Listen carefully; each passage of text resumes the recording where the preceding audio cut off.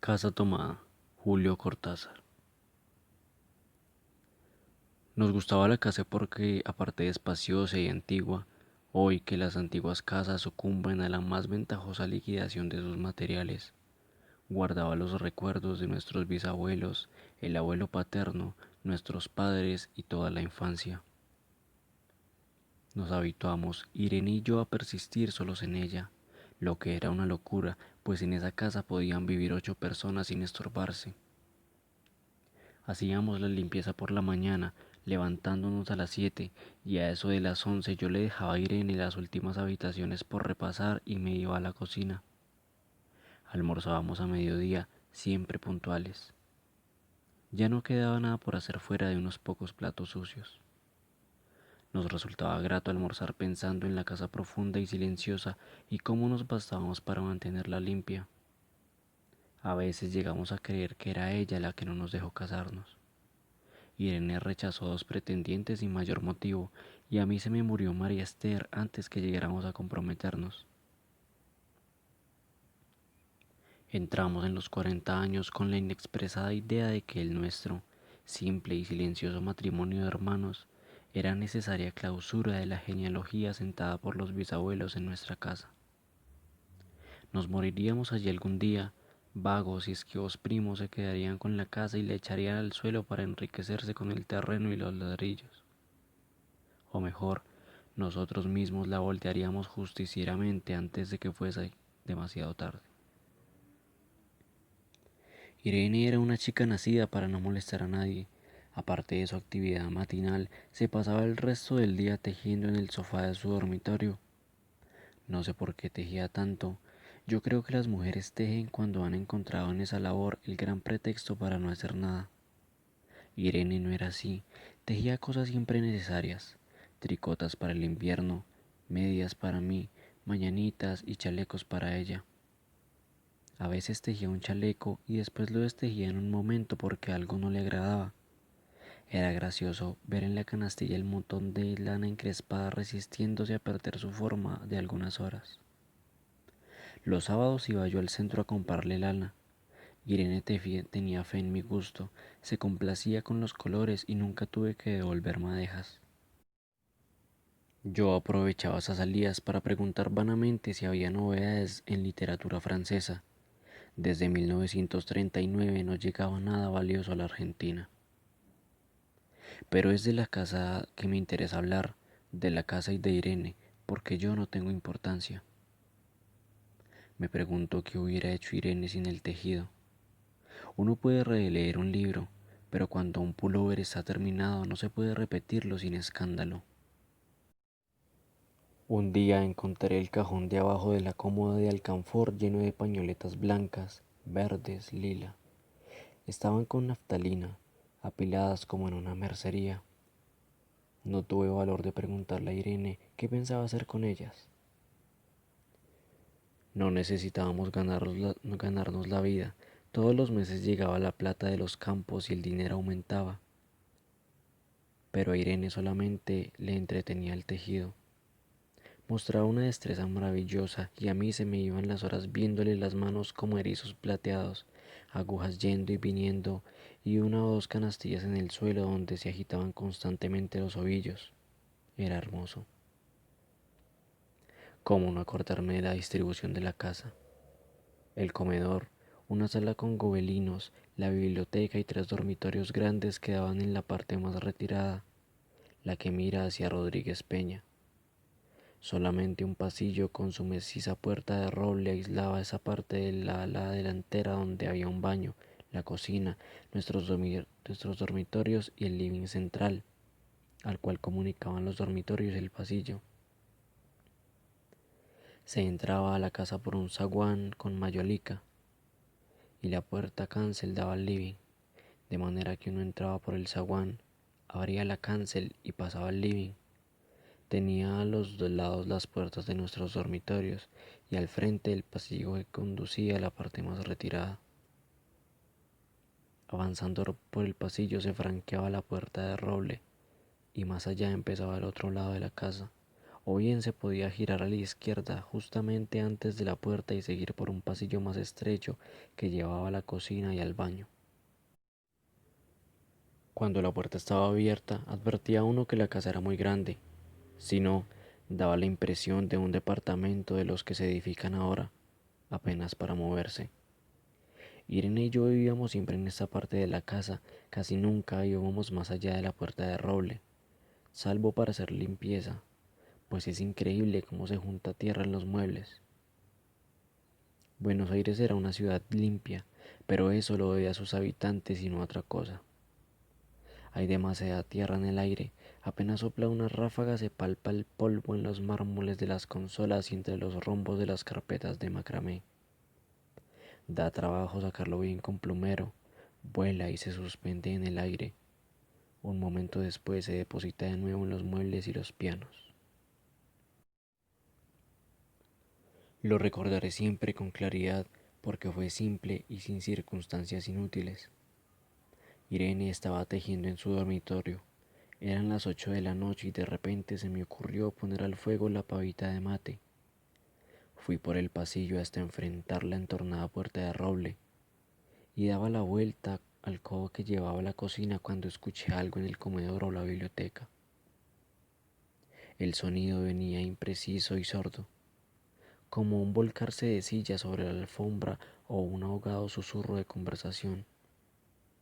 También lo oí, al mismo tiempo, o un segundo después, en el fondo del pasillo que traía desde aquellas piezas hasta la puerta. Me tiré contra la puerta antes de que fuera demasiado tarde. La cerré de golpe, apoyando el cuerpo. Felizmente la llave estaba puesta de nuestro lado y además corrí el gran cerrojo para más seguridad. Fui a la cocina, calenté la pavita y cuando estuve de vuelta con la bandeja de mate, le dije a Irene. Tuve que cerrar la puerta del pasillo. Han tomado la parte del fondo. Dejó caer el tejido y me miró con sus graves ojos cansados. ¿Estás seguro? Asentí. Entonces, dijo recogiendo las agujas, tendremos que vivir de este lado. Yo cebaba el mate con mucho cuidado, pero ella tardó un rato en reanudar su labor. Me acuerdo que tejía un chaleco gris. A mí me gustaba ese chaleco. Los primeros días nos pareció penoso porque ambos habíamos dejado en la parte tomada muchas cosas que queríamos.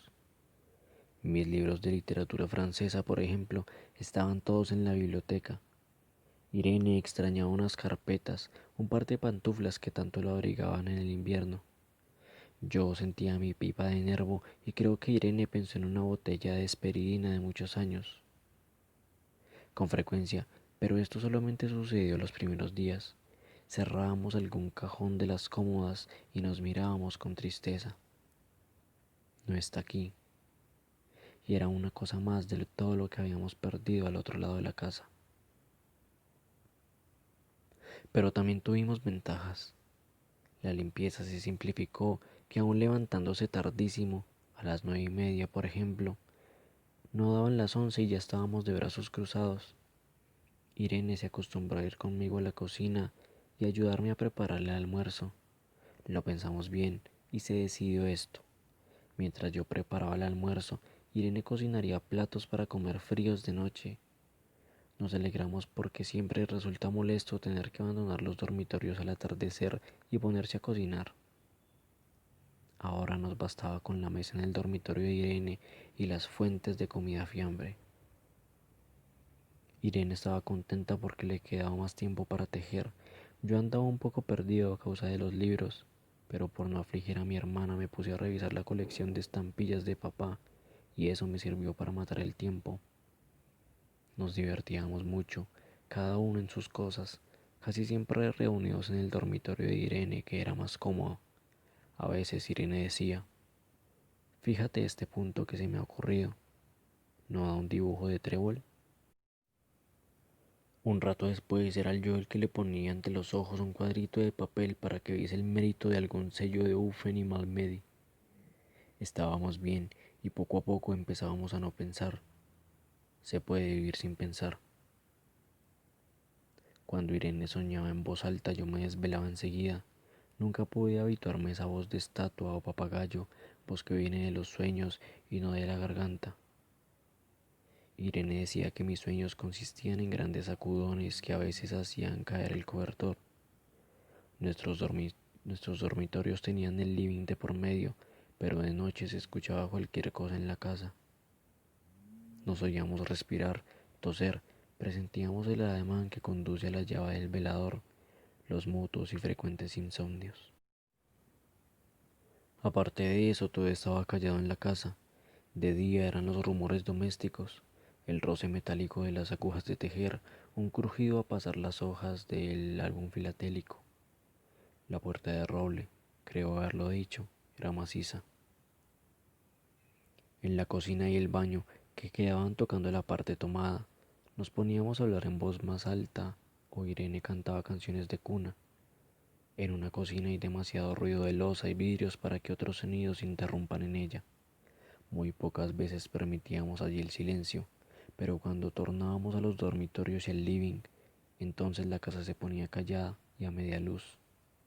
Hasta pisábamos más despacio para no molestarnos. Yo creo que era por eso que de noche, cuando Irene empezaba a soñar en alta voz, me desvelaba enseguida. Es casi repetir lo mismo salvo las consecuencias. De noche siento sed y antes de acostarnos le dije a Irene que iba hasta la cocina a servirme un vaso de agua. Desde la puerta del dormitorio, ella tejía. Oí un ruido en la cocina. Tal vez en la cocina o tal vez en el baño porque el codo del pasillo apagaba el sonido. A Irene le llamó la atención mi brusca manera de detenerme y vino a mi lado sin decir palabra. Nos quedamos escuchando los ruidos, notando claramente que eran de este lado de la puerta de roble, en la cocina y el baño, o en el pasillo mismo donde empezaba el codo casi al lado nuestro. No nos miramos siquiera. Apreté el brazo de Irene y la hice correr conmigo hasta la puerta cancel sin volvernos hacia atrás. Los ruidos se oían más fuerte pero siempre sordos a espaldas nuestras. Cerré de golpe la cancel y nos quedamos en el zaguán. Ahora no se oye nada. Han tomado esta parte, dijo Irene. El tejido le colgaba de las manos y las hebras iban hasta la cancel y se perdían debajo. Cuando vio que los ovillos habían quedado del otro lado, soltó el tejido sin mirarlo. ¿Tuviste tiempo de traer alguna cosa?, le pregunté inútilmente. No, nada. Estábamos con lo opuesto. Me acordé de los 15.000 pesos del armario de mi dormitorio. Ya era tarde ahora. Como me quedaba el reloj pulsera, vi que eran las 11 de la noche. Rodeé con mi brazo la cintura de Irene. Yo creo que ella estaba llorando y salimos hacia la calle. Antes de alejarnos tuve lástima. Cerré bien la puerta de la entrada y tiré la llave a la alcantarilla. No fuese que a algún pobre diablo se le ocurriera robar y se metiera en la casa a esa hora y con la casa tomada.